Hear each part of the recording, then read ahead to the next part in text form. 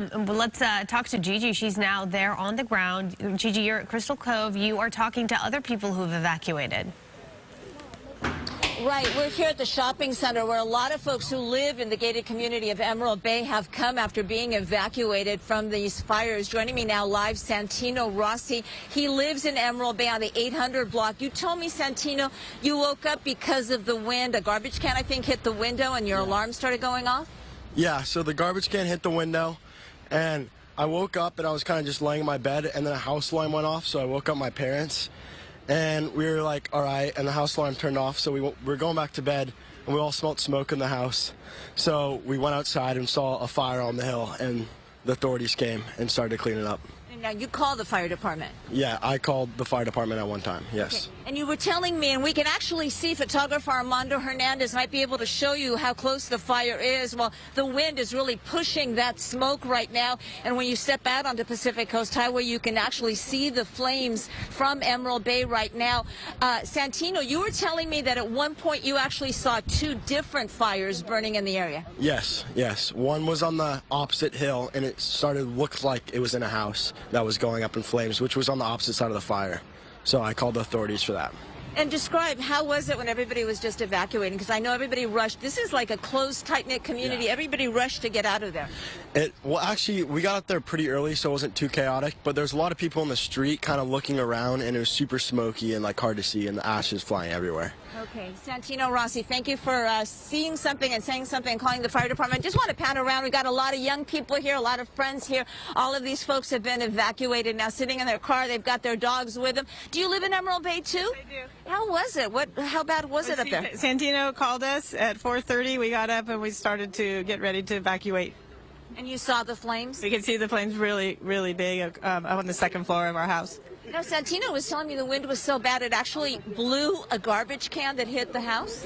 Yeah, and they were all the houses where the wind was strong. There were things flying around, and I think that's what started to wake everybody up. And then once they got up, we started calling everybody to make sure everybody was up and out of there. I think that because of the history of fires in Emerald Bay, I think there's a lot of sensitivity and people very concerned of making sure that they were safe and their animals are safe. Now, this is a very tight-knit community. You sort of your neighbors, and you all know each other. Yeah, it's very tight. And just the way unofficially everybody started to communicate so quickly, people were helping each other pack up special things, art out of their houses to get in their cars to get out and finding the pets. It was, you know, it was low-key, yet it was super efficient, and it just lets you know what a great neighborhood this is and what community this is. Now, what's going through your heart? We're at Crystal Cove here, the shopping center. Armando, I'm going to ask you to turn around one more time, please. You can actually see the flames coming. Most of those flames are coming from the Emerald Bay area. What's going through your heart right now? I mean, that's your home up there. Yeah, it's I think what's going through is that I am so happy that we're here safe at Crystal Cove, and at the end of the day, that's what's most important, is the people we love are here together, and that the house is the house. Were you able to get out some beloved possessions? Yeah. But it's still like, this is what's the most important, is who's here together at the parking lot. You're here with your family and neighbors, and I see plenty of pets, everybody getting out. Yeah, thank you. All right, well, we wish you the best of luck. Thank you very much. I can only imagine how difficult. Do you live up there too? Let me see. How chaotic was it? I mean... Well, I live on the point, so I got a call from my friend Cameron, who lives at the top of the hill.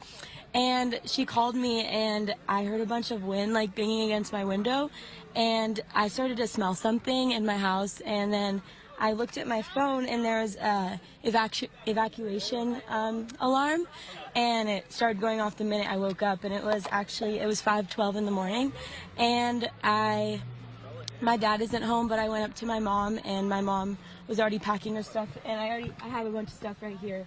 But it's just, for me, it's really sad to talk about because I've lived in my house for like my whole life. And how old are you, sweetie? I'm 16. You're 16. So that's the house you grew up in, you're born into, you grew up, and that's your neighborhood. What's going through your heart as you see those flames and that smoke? It's just kind of scary because I just got some clothes, but we have so much more like in my house. But like she said, like our Emerald Bay community is so tight, and we're so like bonded together, so it's good that we're all here and we're all in like contact with each other. I just hope that I also like pray for the firefighters, because there's some firefighters like that live like right by there that I know. So it's kind of just scary. It's very emotional, isn't it? Yeah, it is.